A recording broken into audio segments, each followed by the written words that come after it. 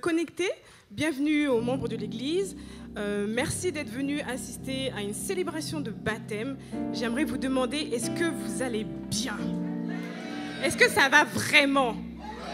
Ok, parce qu'il y a des baptisés, ils sont un peu stressés, mais je vais vous demander de les accueillir sous la joie.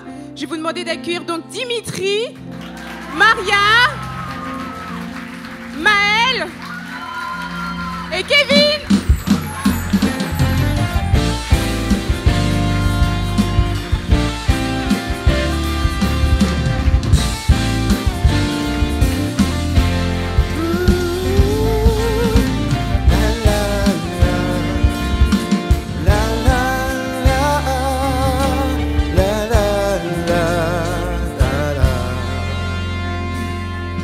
On continue ensemble. Christ est ma joie, est-il ta joie? Est-il votre joie? Alors c'est parti, on le chante.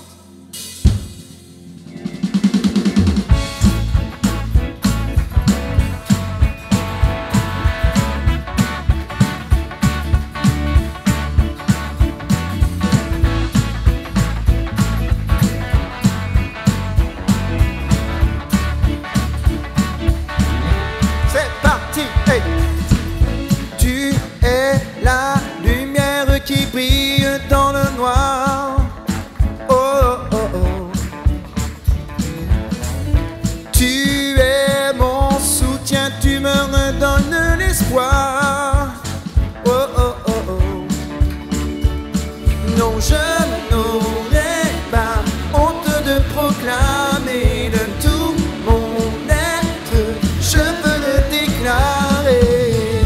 Christ est ma joie, Christ est ma joie.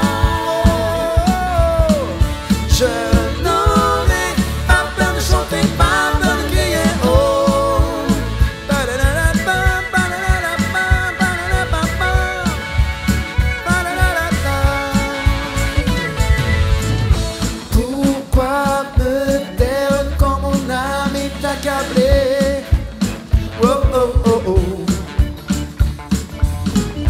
En toi j'espère, tu ne failliras jamais.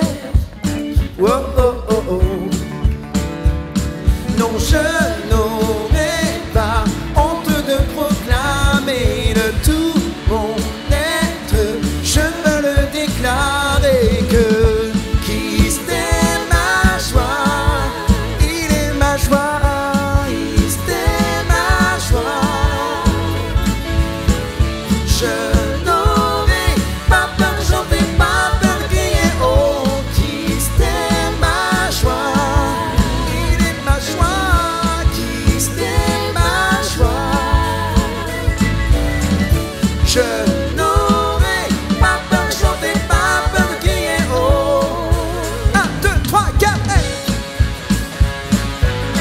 Vous avez le droit de danser.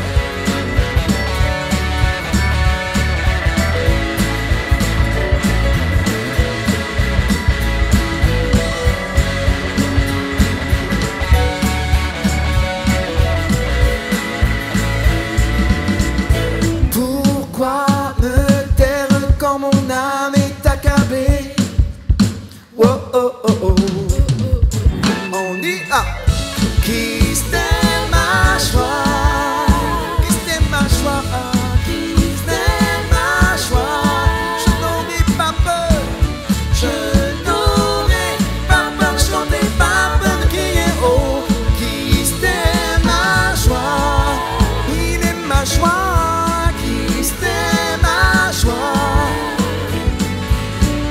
Je n'aurai pas peur de chanter, pas peur de crier, pas peur de chanter, pas peur de crier, oh.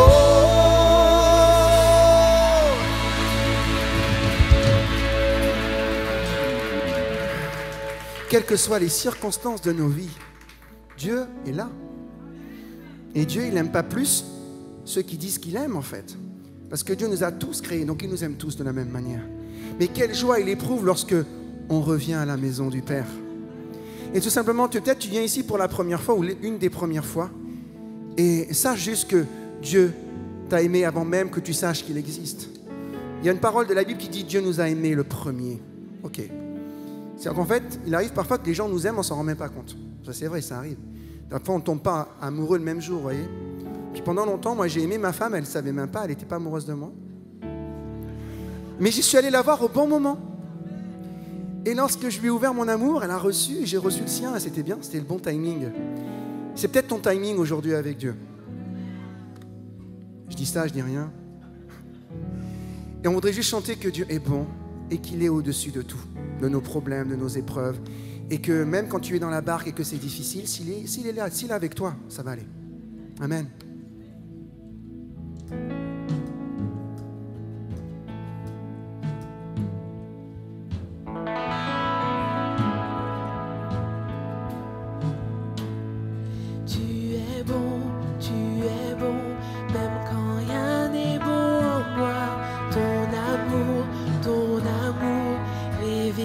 Sur toute la terre, ta lumière illumine mes ténèbres. Toi l'espoir, tu as couvert mes péchés.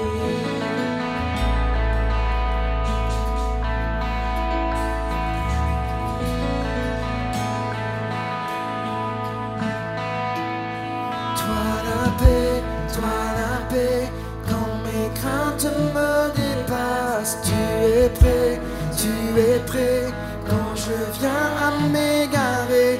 Toi ma joie, c'est toi que mon cœur adore, car tu vis, oui tu vis, la mort n'a plus de pouvoir.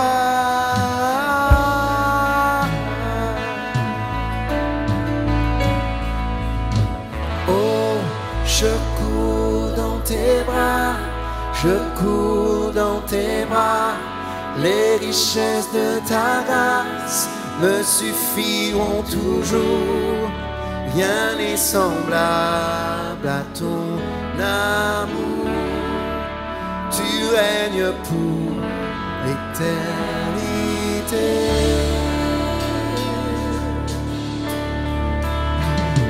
Tu es plus que mes mots ne peuvent décrire. Tu es roi, toute la création proclame. Tu es là, dans ta présence je suis libre. Tu es Dieu, je m'abandonne à toi seul.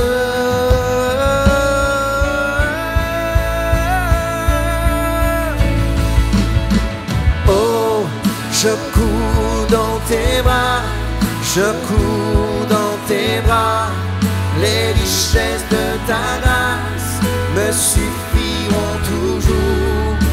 Rien n'est semblable à ton amour, tu règnes pour l'éternité.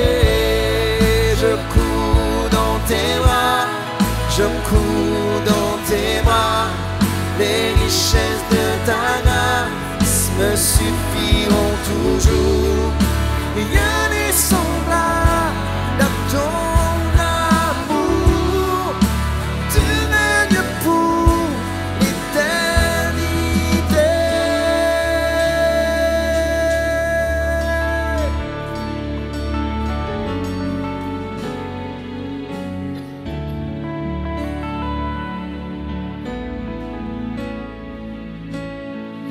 Merci pour ton amour.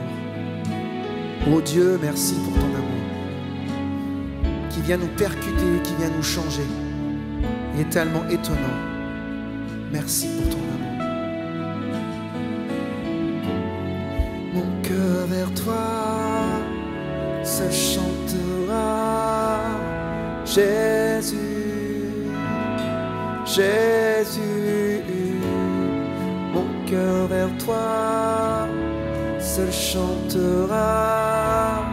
Jésus, Jésus, mon cœur vers toi se chantera. Jésus, Jésus, mon cœur vers toi.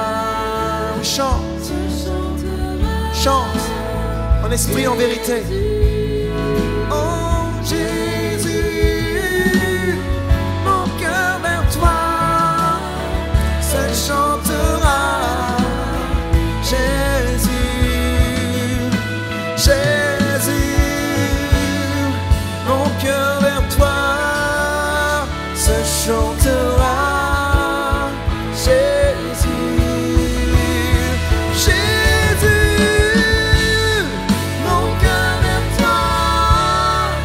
chantera Jésus, Jésus.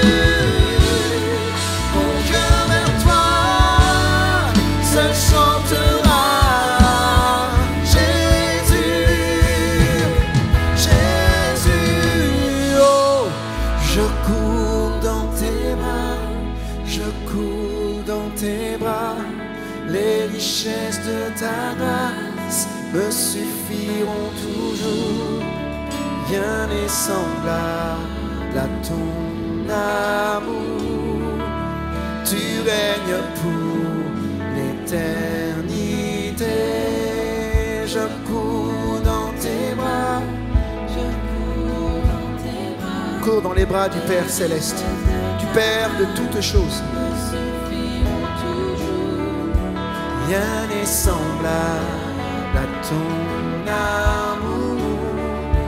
Tu règnes pour l'éternité. Je cours dans tes bras, je cours dans tes bras. Les richesses de ta grâce me suffiront toujours.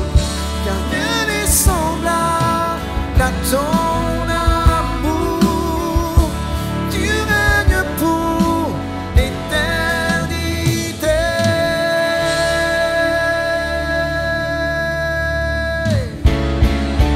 Alors, comme il règne de toute éternité, n'aie pas peur des montagnes. Une montagne qui se dresse sur ta vie. Il est plus haut et plus fort que ça. Hey! Regarde en avant.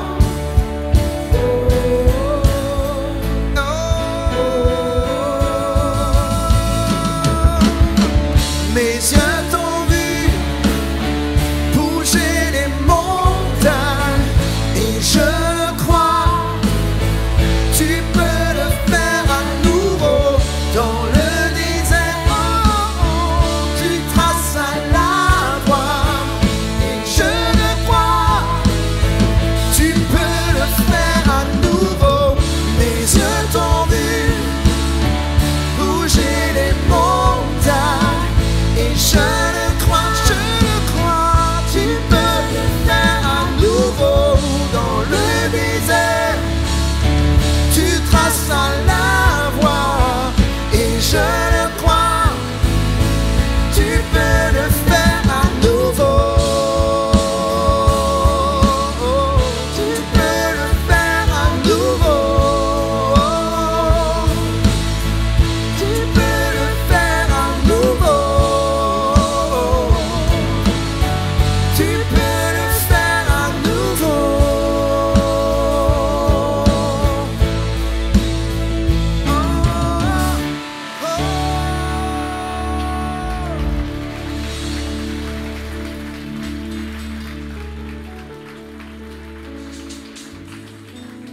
Waouh.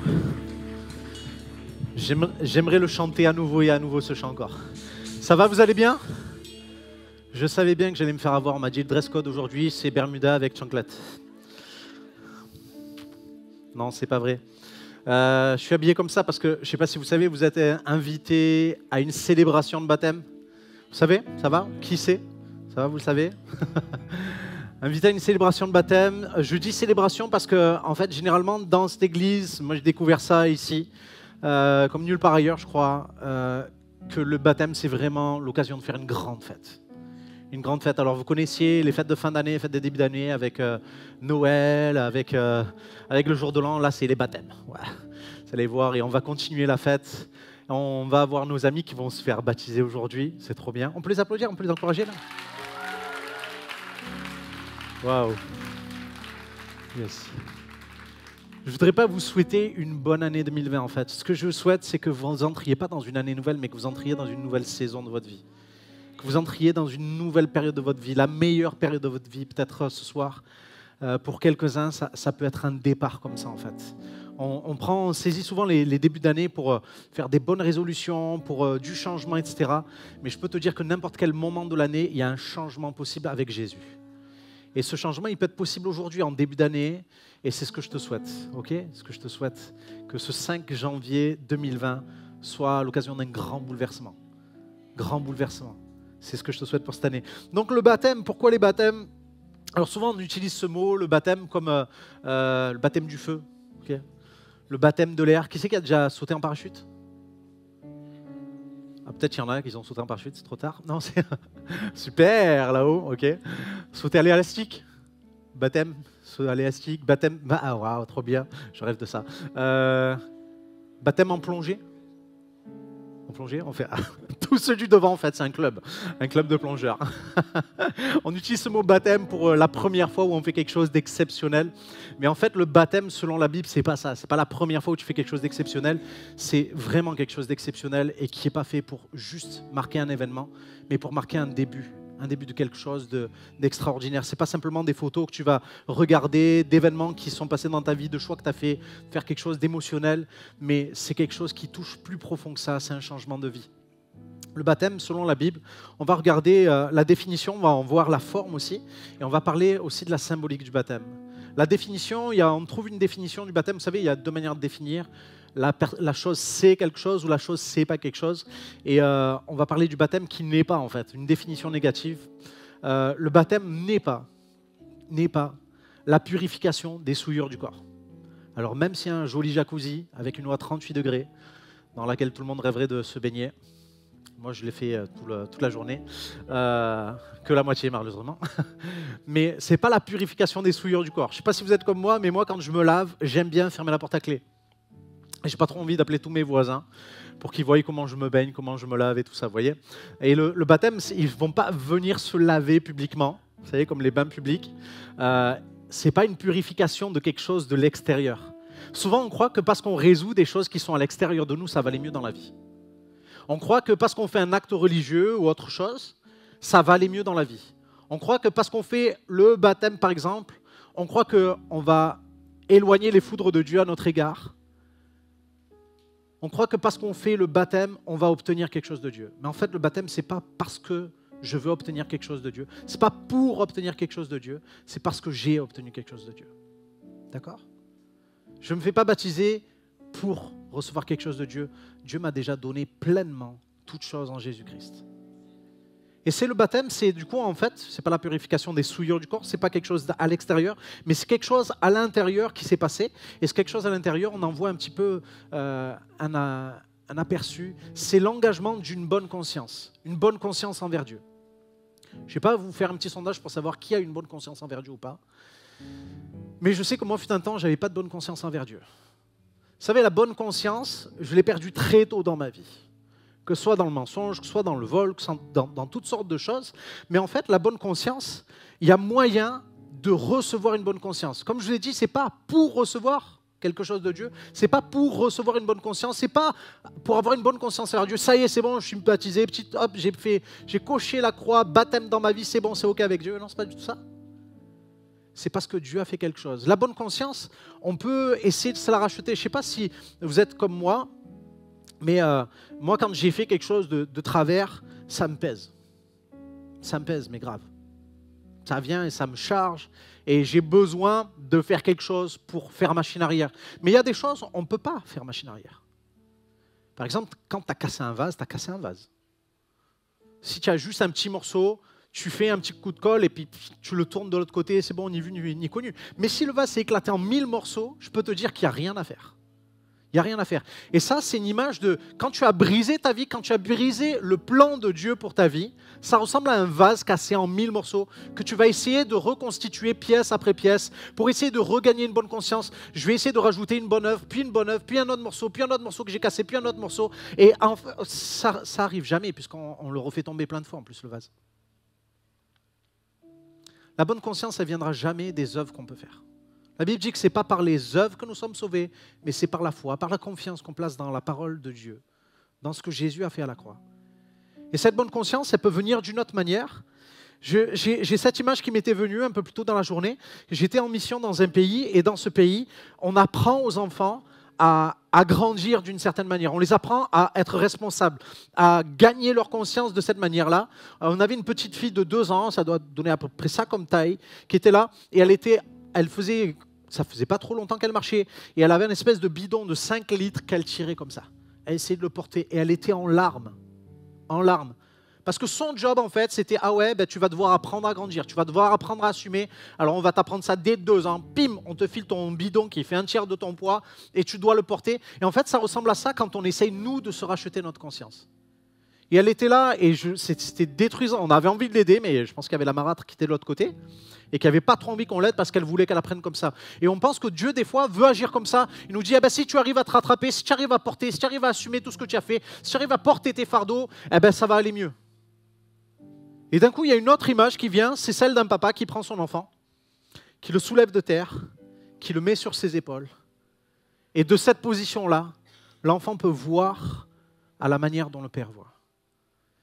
Et ça, c'est ce que Dieu a fait pour qu'on ait une bonne conscience. Dieu ne te demande pas de te charger de tes fardeaux, puisqu'avec Jésus, il s'est chargé de tes fardeaux. Et parce que tu as trouvé Jésus, quand tu trouves Jésus, tu es lié avec le Père. Jésus dit, il y a un seul chemin qui mène à Dieu le Père, c'est moi. Et en fait, Jésus te conduit au Père, ce Père qui te prend sur ses épaules et qui te dit, hé, ta conscience, ce qui accuse ta conscience, je l'ai déjà porté.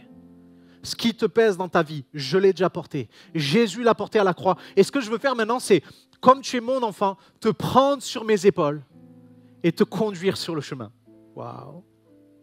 Et je pense que c'est un peu ce qui s'est passé pour eux. Leur conscience purifiée, le pardon de leurs péchés, le pardon de leurs fautes, la réconciliation avec Dieu. Ils l'ont reçu et ils vont s'engager dans les eaux du baptême. Je dis les eaux du baptême parce qu'il y a de l'eau, il y a plein d'eau, vous verrez. Et le baptême, en fait, l'image, c'est une immersion. Le terme grec, c'est ça, c'est immerger. Immerger totalement. Et ils vont être immergés totalement, vous savez pourquoi? Parce que Dieu ne veut rien qui dépasse de ton ancienne vie. Dieu ne veut rien qui dépasse. Dieu ne veut pas que tu ressortes là avec l'idée de continuer à te charger de certains problèmes. Il veut te dire, hey, tous tes fardeaux, tous tes péchés, ils sont enfouis derrière ça. Vous savez, si je les baptise pendant 8 minutes, ce qui va se passer? Voilà. Je leur demande de dire leur dernière parole, par exemple.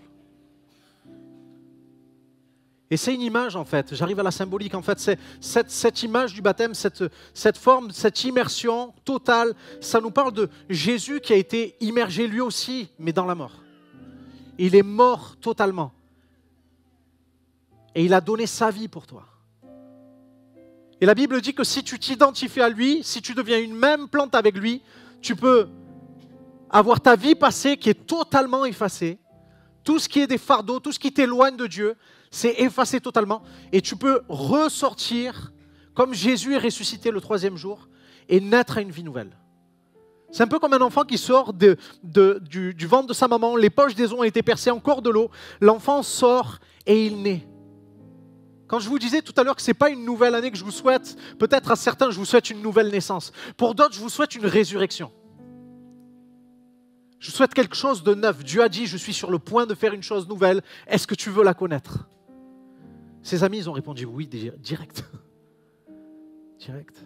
Ils vont vous témoigner de ça dans quelques instants. Et en fait, je veux terminer avec cette dernière symbolique. Vous savez, quand on va faire la Sainte Seine dans quelques minutes, c'est Jésus dira, prenez cette coupe. C'est l'alliance en mon sang. Une alliance, un contrat. Jésus a fait que son sang a coulé pour faire une alliance. J'ai une alliance ici, par exemple, qui témoigne de l'amour que je porte à ma femme depuis 17 ans. Et je me suis engagé pour beaucoup plus, jusqu'à la fin. Et Jésus, lui, au travers de sa mort à la croix, il dit, moi, je me suis engagé aussi pour toi. Je me suis engagé comme quelqu'un qui t'aime et qui, le jour du mariage, il dit, je veux te rester fidèle jusqu'à la fin. Je veux être là dans les bons et dans les mauvais moments. Je veux être ton soutien. Je veux que tu saches que tu peux compter sur moi. Je vais être là jusqu'à la mort, en fait. Et Jésus a fait ça à la croix. Imaginez un mariage où la personne qui officie pose la question au marié et lui dit « Ok, est-ce que tu veux épouser une telle? Est-ce que tu veux être son époux ?» Et la personne dit « Oui, je le veux. » Il prend le micro, il va l'épouser et lui dit « Et toi ?» Et là, silence. Vous savez quoi? Ne pas se faire baptiser. Quand Jésus nous a déclaré son amour, ça revient à cette image-là. Mais par contre, répondre oui au travers des eaux du baptême, c'est dire « J'ai reçu ton amour. Et moi aussi, oui, je le veux. Je veux m'engager à te suivre jusqu'à la fin. » Je vais laisser notre Dimitri national. On peut l'acclamer. Yes. Merci. Waouh. Viens, viens, viens. Il va vous raconter ce que Jésus a fait pour lui. Sois béni, Dimitri.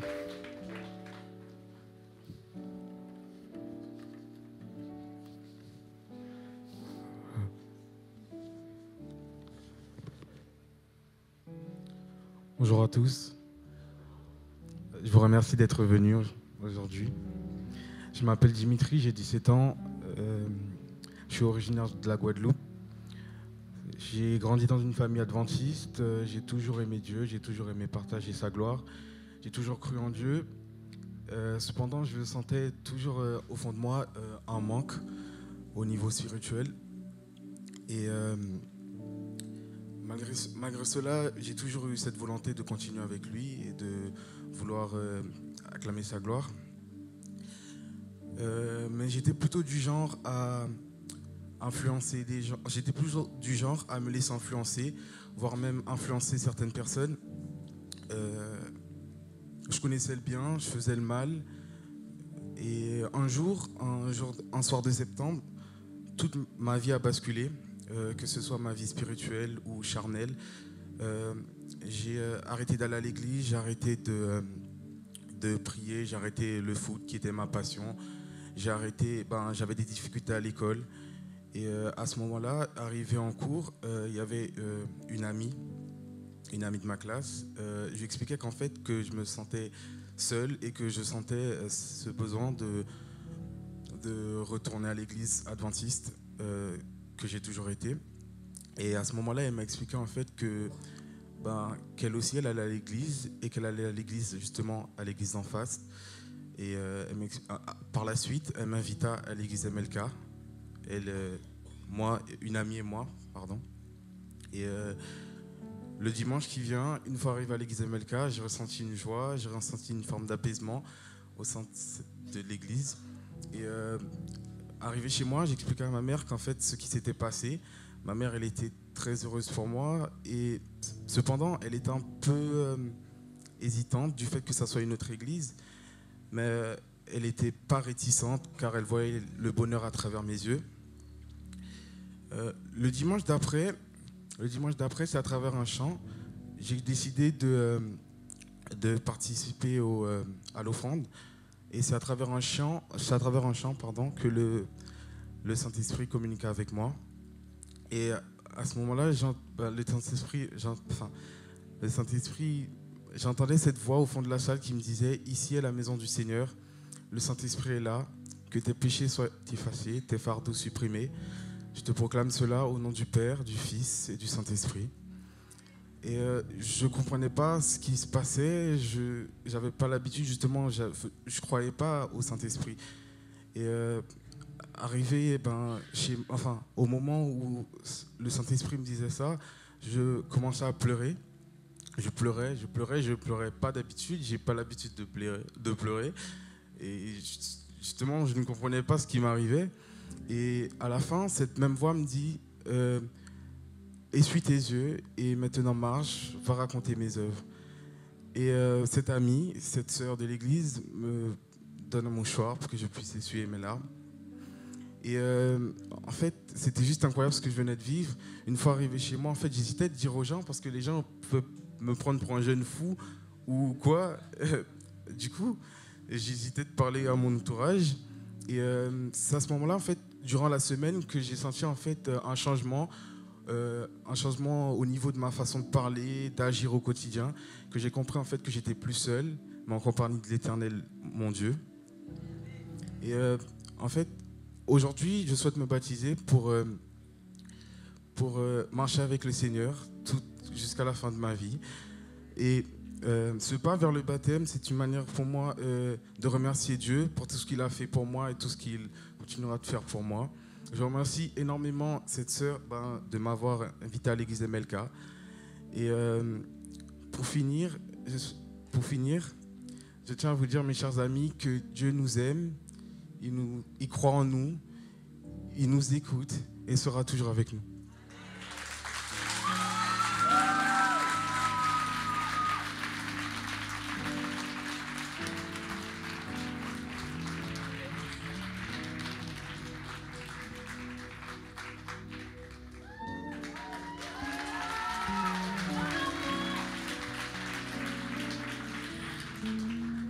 Bonsoir à tous.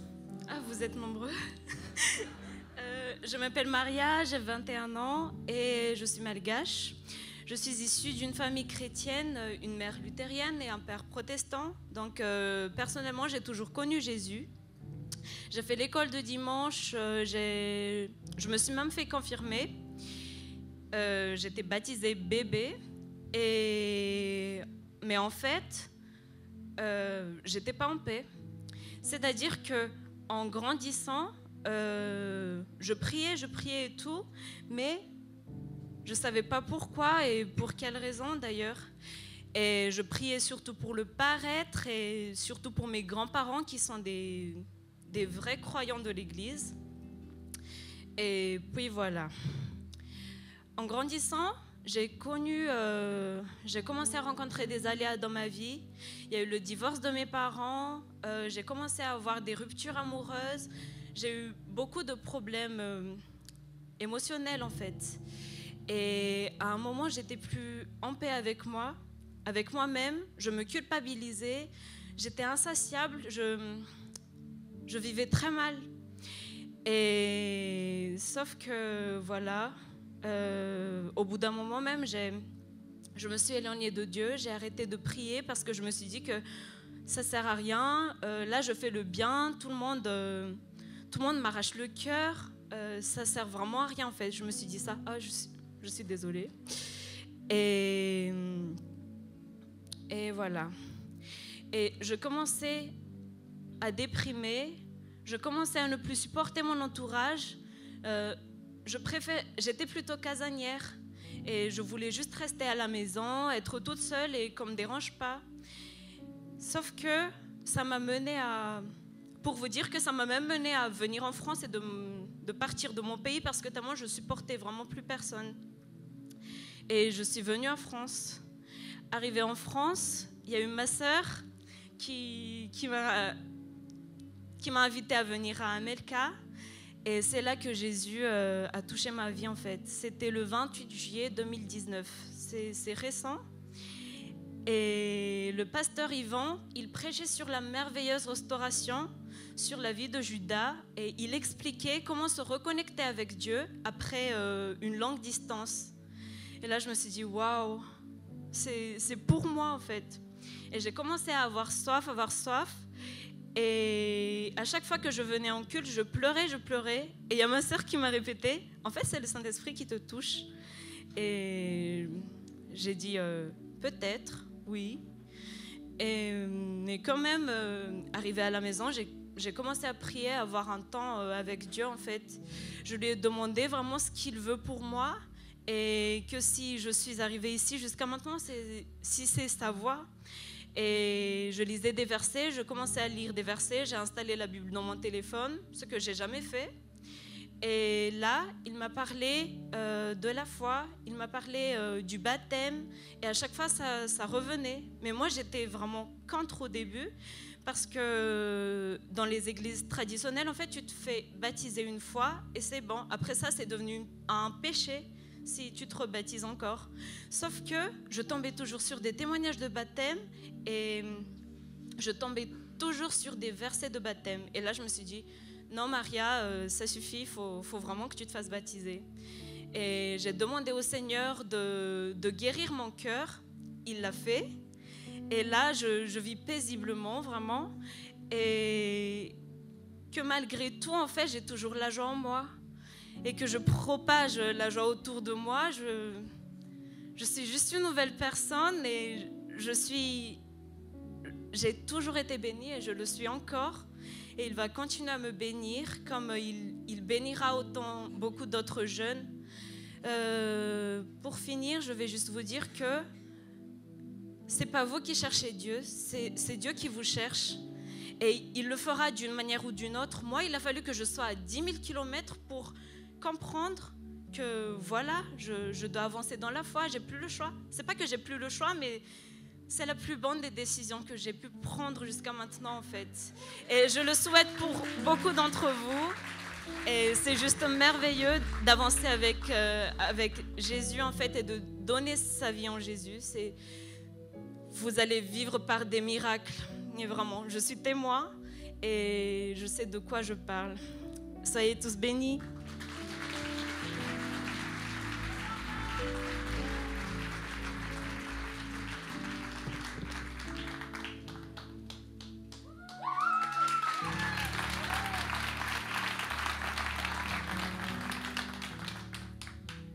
Bonjour à tous. Ah, vous êtes beaucoup. Moi, je m'appelle Maëlle. J'ai 17 ans. Je vais essayer de parler calmement, ça va aller.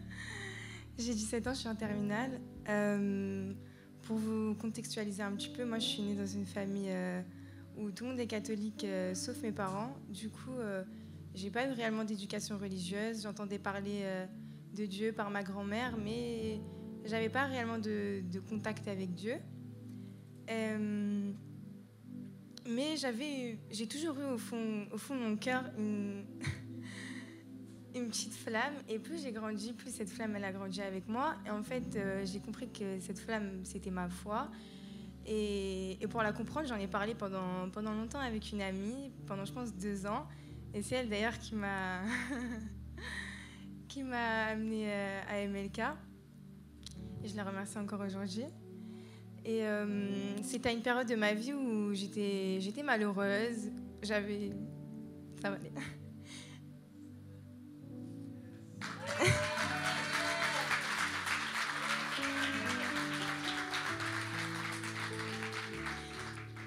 J'avais des fissures dans mon cœur. Et pour vous dire un petit peu, moi, j'ai pas le meilleur caractère du monde. Je suis très... pour moi, le monde, il est blanc ou il est noir. Je suis très impulsive. Je réfléchis pas trop quand je fais quelque chose. Et il y a une petite voix qui était le Saint-Esprit qui m'a dit « Vas-y, ça va aller ». Et j'avais peur et je suis allée. Et depuis, à tous les cultes, j'ai pleuré. Tout simplement, j'ai pleuré parce que, en fait, le Saint-Esprit m'avait touchée en plein cœur. Et depuis, j'ai plus voulu partir parce que j'ai eu un déclic. Je me suis rendu compte que Dieu, il avait envahi son amour dans ma vie et qu'il était toujours là pour moi. Que quand je lui demandais des trucs, que ce soit pour la vie quotidienne, comme aide-moi à travailler, il était toujours là, ou des choses un peu plus profondes comme aide-moi à enlever les fissures de mon cœur, il me donnait toujours plus. Et du coup, voilà. Et louer Dieu et prier, ça me rendait extrêmement heureuse. Du coup, j'ai décidé d'accepter l'amour de Dieu dans ma vie et j'ai décidé de me baptiser. Voilà.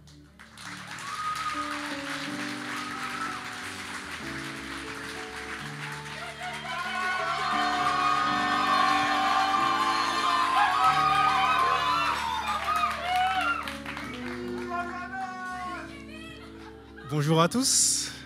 En effet, vous êtes nombreux. Donc, je m'appelle Kevin, j'ai 23 ans et je suis d'origine congolaise. Je suis né de parents chrétiens évangéliques. J'ai donc été éduqué dans une foi chrétienne depuis tout petit. J'ai pris l'habitude d'aller à l'église assez régulièrement, tous les dimanches.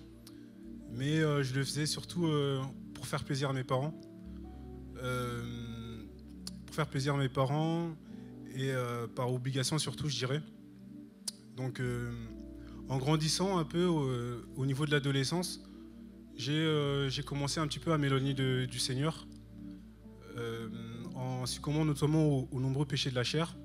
Je vivais ma vie comme bon me le semblait, sans forcément tenter de plaire à Dieu. Donc, je gardais toujours le Seigneur dans mon cœur, mais je priais Dieu seulement pour lui demander des bénédictions lorsque j'avais des problèmes dans ma vie. Ça m'arrivait de prier Dieu par envie, mais c'était vraiment très rare. C'était vraiment plus par besoin. Je me disais que j'étais jeune, que j'avais le temps, et que lorsque je grandirais, je donnerais un jour ma vie à Dieu, que tout ça, c'était pas pour moi, qu'il fallait que je profite de la vie. Enfin, plein de petits discours que beaucoup de jeunes se disent. Et un jour, en arrivant à MLK, j'ai été touché par les nombreux témoignages que j'ai entendus, notamment celui du frère Andy, ici. celui qui m'a le plus touché. Et j'ai vu à quel point Dieu avait transformé la vie de ces nombreux jeunes en fait. Et je me suis identifié à ces personnes-là parce qu'ils avaient des parcours un peu similaires aux miens. Et Dieu a travaillé sur moi. J'ai ressenti comme si le Seigneur me disait de vraiment donner ma vie pour lui, vivre pour lui. Et à travers différentes prédications que j'ai pu entendre du pasteur Yvan, du pasteur Jean, j'ai senti que Dieu me parlait et qu'il me disait qu'il m'aimait, qu'il a donné sa vie pour moi et que cet amour, je ne pourrais pas le retrouver chez aucun autre être humain. Et c'est ce qui m'a amené aujourd'hui à me baptiser et à donner ma vie pour Jésus, comme lui a donné sa vie pour moi, tout simplement. Et pour finir, je veux vous dire que l'amour de Dieu, il est immense. Il est immense, on ne s'en rend pas compte. Dieu nous avait aimés bien avant que nous naissions. Dieu nous avait déjà aimés. Dieu avait déjà un plan pour nous. Et vraiment, j'ai été touché par l'amour de Dieu. Plusieurs fois, je rentrais dans ma chambre, je priais Dieu et j'ai pleuré parce que cet amour, on pourra le retrouver nulle part ailleurs. Merci. Soyez bénis.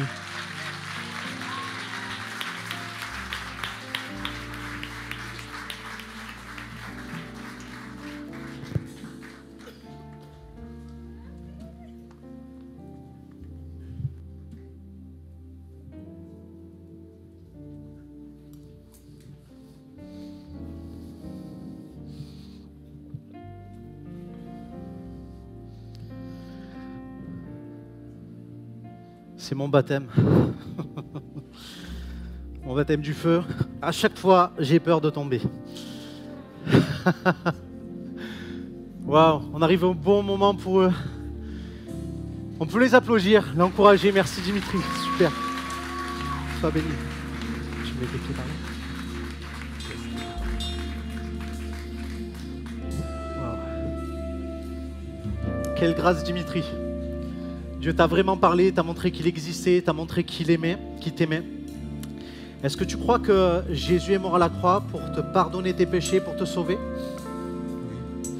Tu as dit que le Saint-Esprit t'appelle à parler de lui, de ses œuvres, et je veux juste prophétiser que ça va être le cas. Tu as touché des centaines de personnes. Est-ce que tu t'engages aujourd'hui à faire de Jésus ton sauveur et ton Seigneur? Oui. Alors, sur ta confession de foi, je te baptise au nom du Père, du Fils et du Saint-Esprit.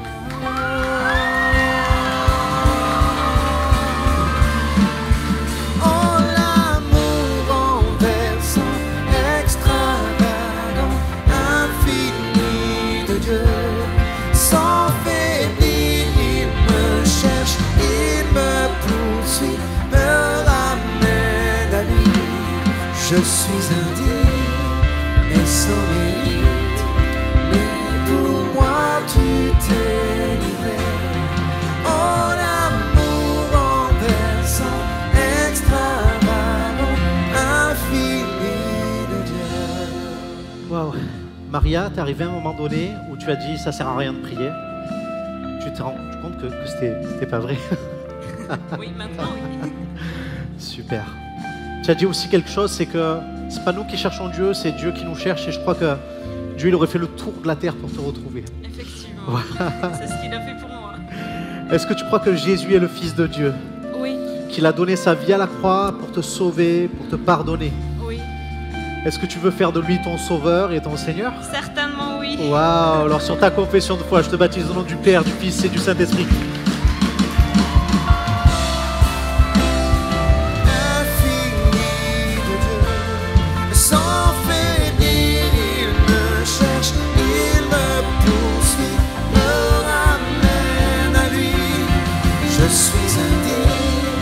Et sans mérite, mais pour moi tu t'es livré. Oh, l'amour renversant, extravagant, infini de Dieu. Oh, oh. J'ai été bouleversé par ton témoignage depuis le début. Franchement, Maël, c'est quelque chose de fort. Tu as dit dans mon cœur, il y avait une petite flamme dans mon cœur, il y avait des blessures. Puis aujourd'hui, dans ton cœur, il y a Jésus qui fait grandir cette flamme et qui a guéri tes blessures. Tu as accepté Jésus comme ton sauveur et comme ton Seigneur? Oui, Est-ce que tu crois qu'il est le Fils de Dieu et qu'il t'aime? oui. Alors sur ta confession de foi, je te baptise au nom du Père, du Fils et du Saint-Esprit.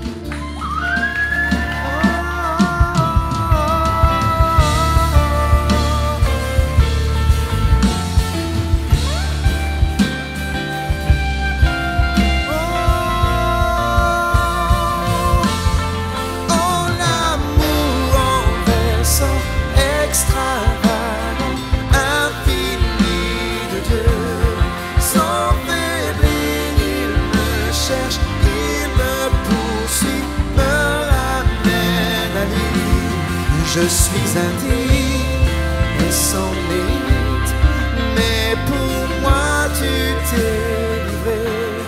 Oh l'amour renversant, extravagant, infini de Dieu. Bon, Kevin, tu as dit quand je serai grand, quand j'attends de grandir. Ok, là je crois que c'est bon. Il n'y aura pas de centimètres en plus. Tu as dit aussi quelque chose, tu as dit que personne n'aimait comme Jésus, tu as goûté à cet amour. Est-ce que tu sais qu'il t'a aimé au point de donner sa vie à la croix pour toi? Oui, Est-ce que tu sais que par ça, tu as le pardon et le salut? oui, je le sais. Est-ce que tu acceptes Jésus comme Fils de Dieu, ton Sauveur et ton Seigneur? Je l'accepte. Alors sur ta confession de foi, je te baptise au nom du Père, du Fils et du Saint-Esprit.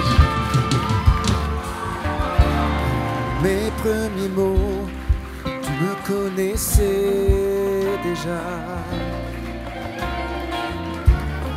Oui, tu es si bon envers moi. Avant mon premier souffle, tu mis ta vie en moi. Dieu, tu es si tendre envers moi. Oh, l'amour renversant, extravagant, infini de Dieu. Sans faiblir, il me cherche, il me ramène à lui. Je suis indigne et sans mérite, mais pour moi tu t'es livré. Oh, l'amour renversant, extravagant, infini de Dieu.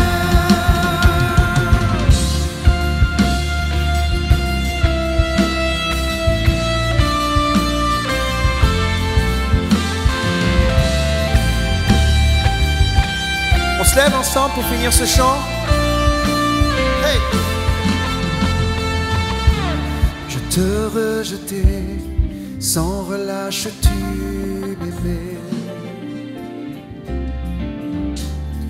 Oui, tu es si bon envers moi. Je me sentais vain, tu m'as offert la croix. Oui, tu es si tendre envers moi. Oh, oh, l'amour renversant, extravagant, infini de Dieu. Sans faiblir, il me cherche, il me poursuit, me ramène à lui.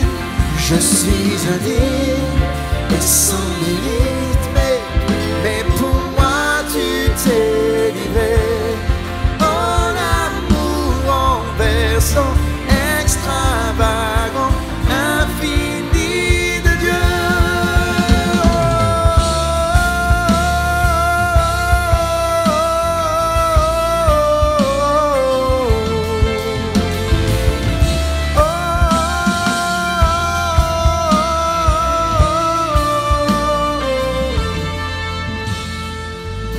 Aucune ombre n'est trop sombre, ni mon trop élevé pour que tu me cherches. Qu'un mur ne peut résister, ni mensonge tenu, sans fin tu me cherches. Aucune ombre n'est trop sombre, ni mon trop élevé pour que tu me cherches. Qu'un mur ne peut résister, ni mensonge tenir, sans fin tu me cherches. Aucune ombre n'est trop sombre, ni mon trop élevé pour que tu me cherches. Qu'un mur ne peut résister, ni mensonge tenir, sans fin tu me cherches. Qu'une ombre n'est trop sombre, ni mon trop élevé pour que tu me cherches. Qu'un mur ne peut résister, ni mensonge tenir, sans fin tu me cherches. Oh, l'amour renversant, extravagant, infini de Dieu, sans faiblir, il me cherche, il me poursuit, me ramène à lui. Je suis indigne et sans limite, mais pour moi tu t'es livré. Oh, l'amour renversant, extravagant, infini de Dieu.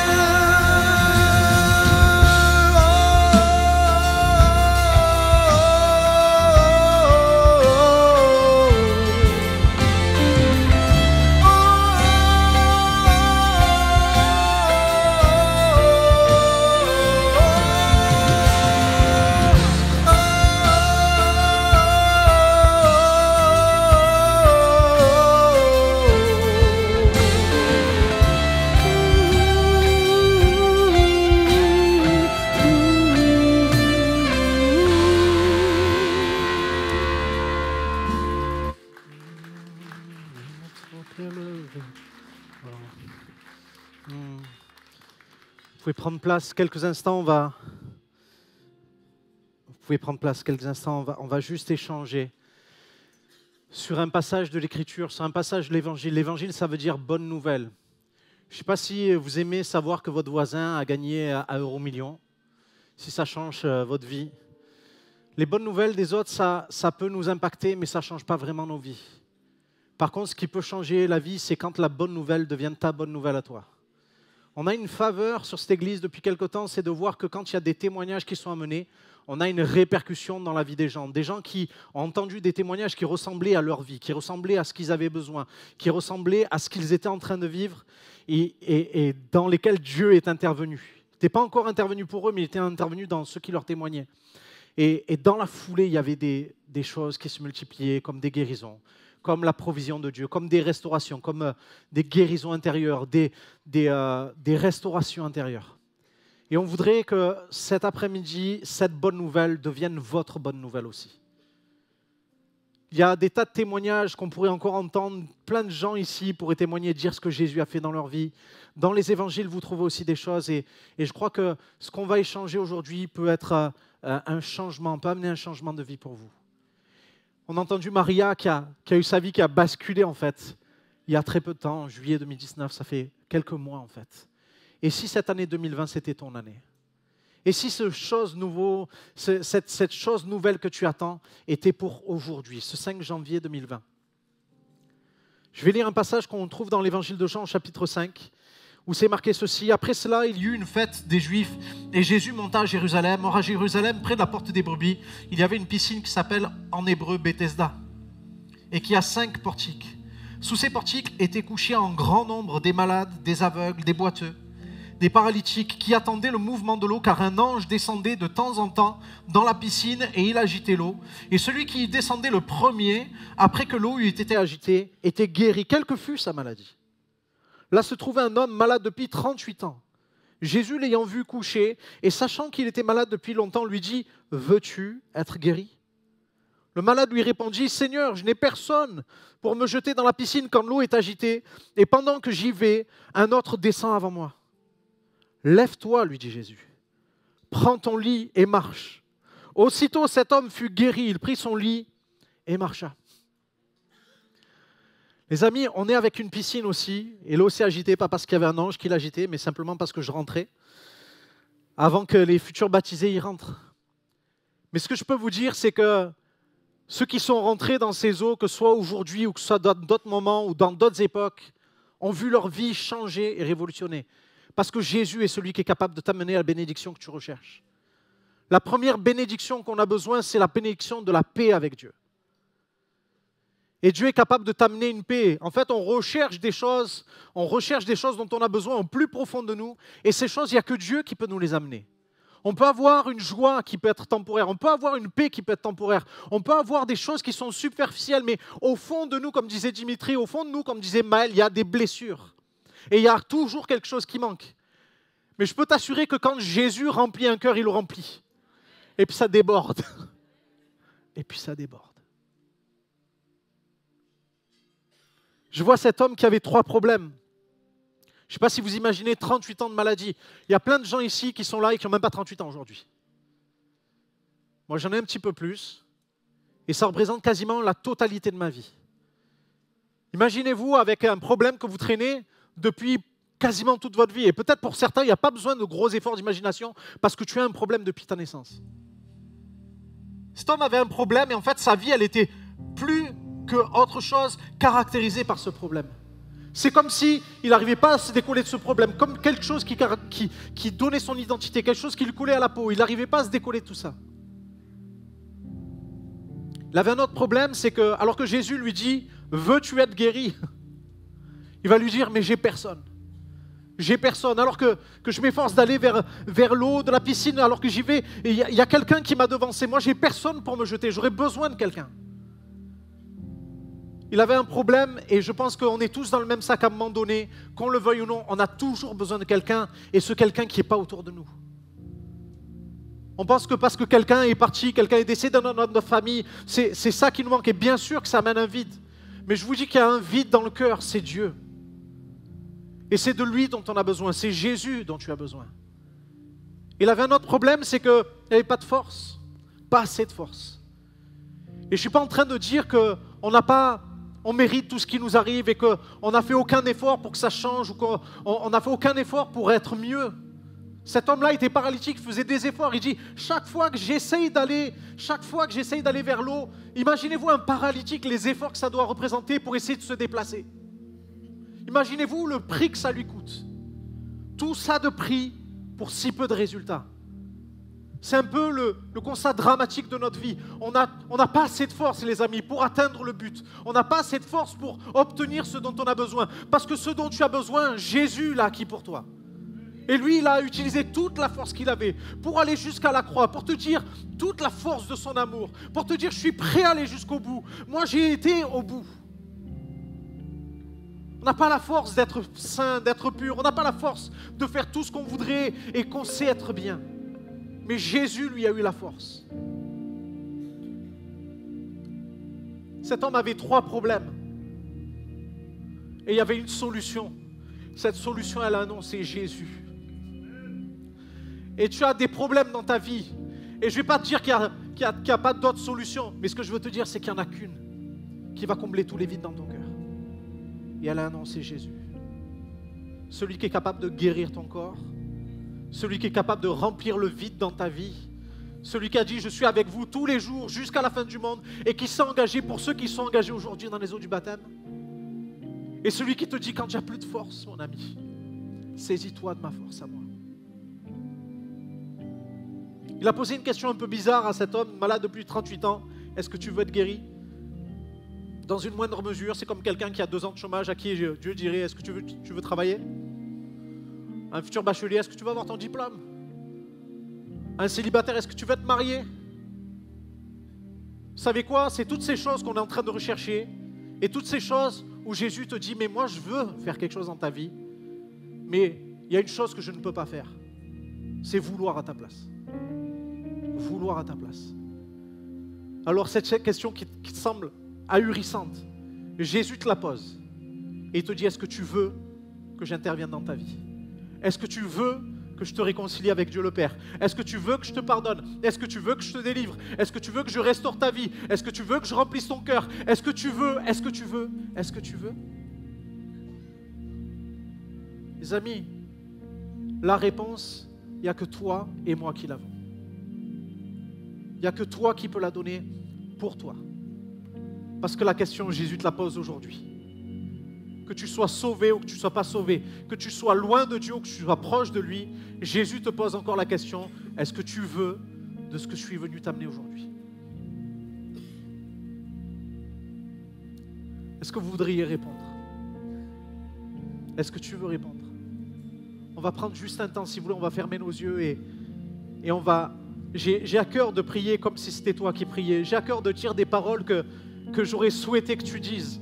J'ai à cœur de prier comme peut-être moi, j'ai prié à un moment donné. Et je crois que si tu veux répéter ces paroles, et je vous invite tous à le faire, parce qu'on a peut-être un besoin caché au fond du cœur, et il y a une solution qui est là et qui est en train de se révéler à toi, Jésus. Dieu peut faire quelque chose dans ta vie, si tu le veux. Je vais prier, je vais vous demander de répéter. Et Jésus a dit à cet homme, lève-toi. Et si tu veux te lever comme signe de déclaration, que tu dis oui, tu peux te lever à ta place. Si tu veux lever la main, tu lèves la main à ta place. Si tu veux prier à haute voix haute, si tu veux prier dans ton cœur, fais comme tu veux. Mais je vous invite à faire cette prière et croire que ce que vous demandez à Dieu, vous l'obtenez aujourd'hui. Je vais prier. Seigneur Jésus, j'ai entendu ces témoignages. Je crois qu'il y a plus de personnes qui peuvent répéter ça. Je vais recommencer. Seigneur Jésus, j'ai entendu ces témoignages. Toi-même, tu connais mes besoins. Tu sais les choses que je ne montre à personne. Tu sais que je me sens seul.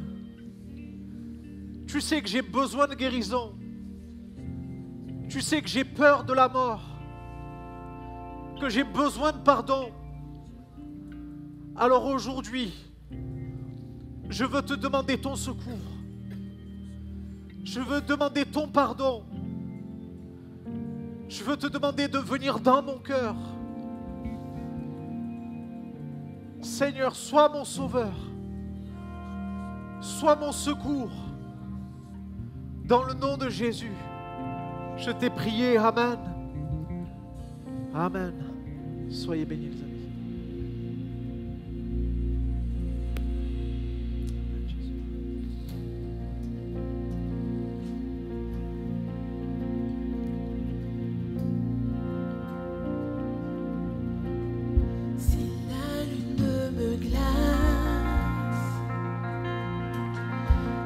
Le soleil menace,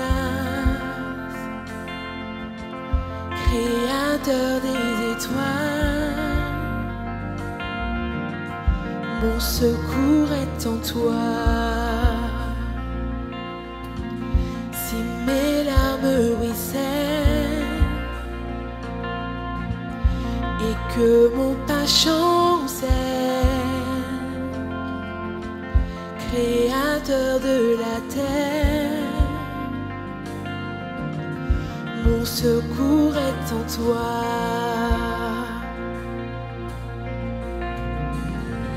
Je lève les yeux vers les hauts sommets. Toi seul est mon Dieu.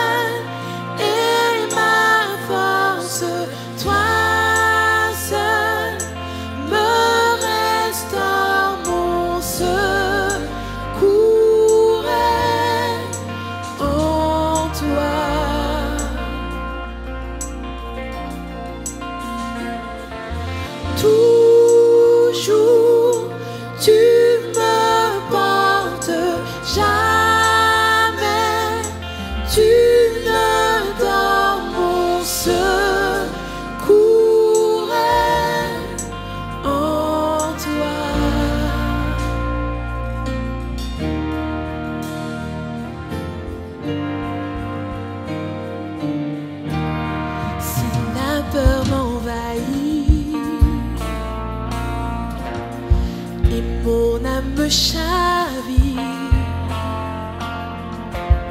Créateur de la vie, mon secours est en toi. Je lève les yeux, je lève les yeux vers les hauts sommets. Toi seul est mon Dieu. Je proclamerai que toi seul est ma force, toi seul me restaure, mon secours est en toi.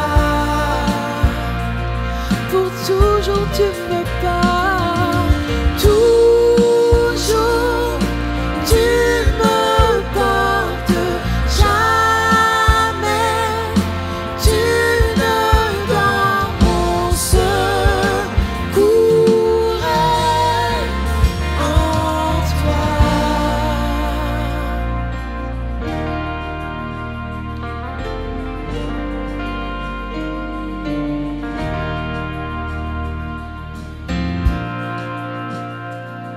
Ta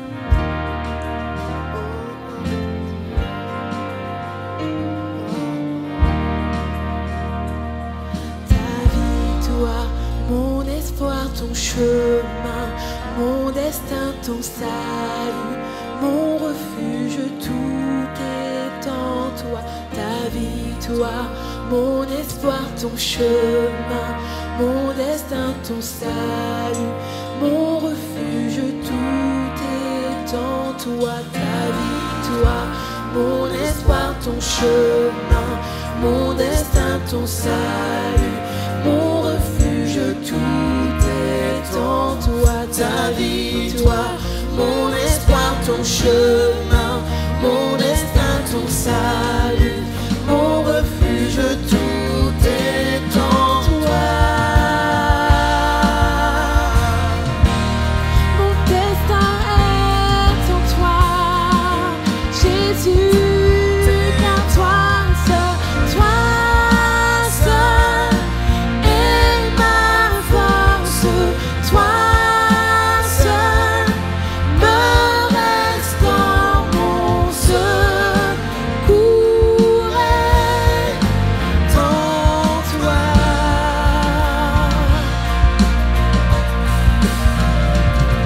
Toujours tu me portes, jamais tu ne dors, mon secours est en toi.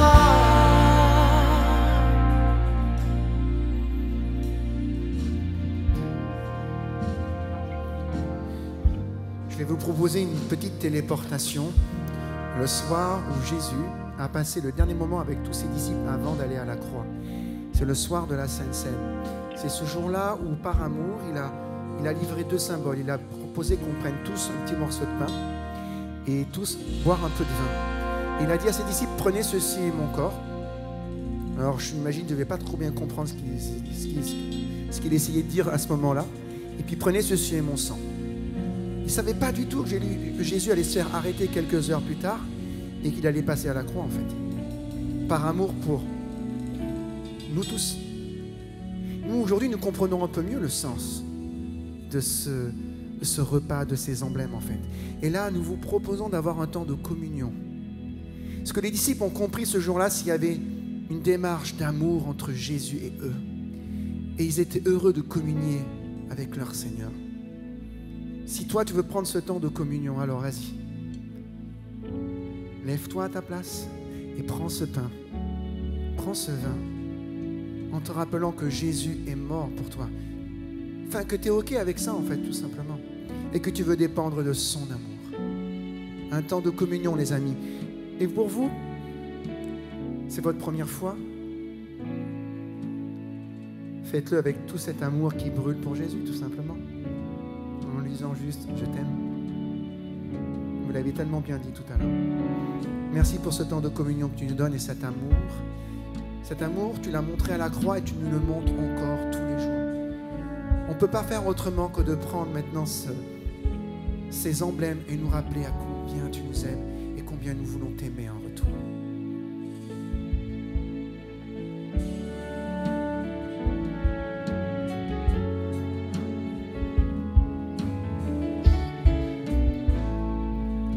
Que le roi de mon cœur soit la montagne où je cours, la fontaine où je bois, oh il est mon chant. Que le roi de mon cœur soit l'abri où je me cache, le salut de ma vie, oh il est mon chant. Tu es bon, bon.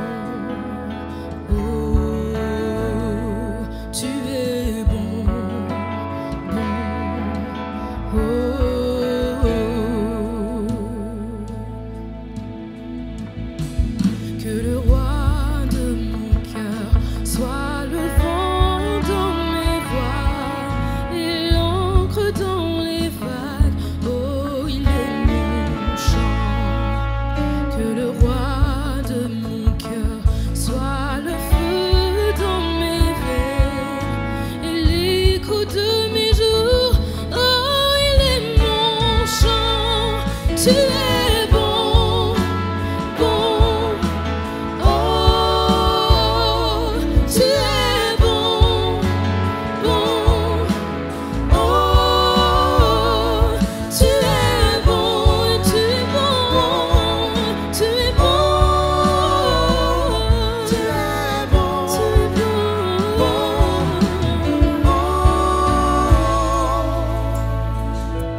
tu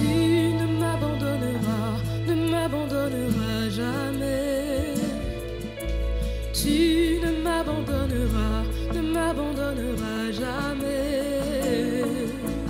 Tu ne m'abandonneras jamais. Tu ne m'abandonneras jamais. Tu ne m'abandonneras jamais. Tu ne m'abandonneras jamais. Tu ne m'abandonneras pas. Non, jamais. Tu ne m'abandonneras jamais. Ne m'abandonneras jamais. Tu ne m'abandonneras pas. Tu es fidèle. Tu ne m'abandonneras jamais. Tu ne m'abandonneras jamais. Tu ne m'abandonneras jamais. Tu ne faillis pas. Ta fidélité. Tu ne m'abandonneras jamais. Tu ne m'abandonneras jamais. Tu ne m'abandonneras pas. Tu es bon, tu es bon, tu es bon, tu es bon. Tu ne m'abandonneras jamais. Tu es bon, tu es bon, tu es bon, tu es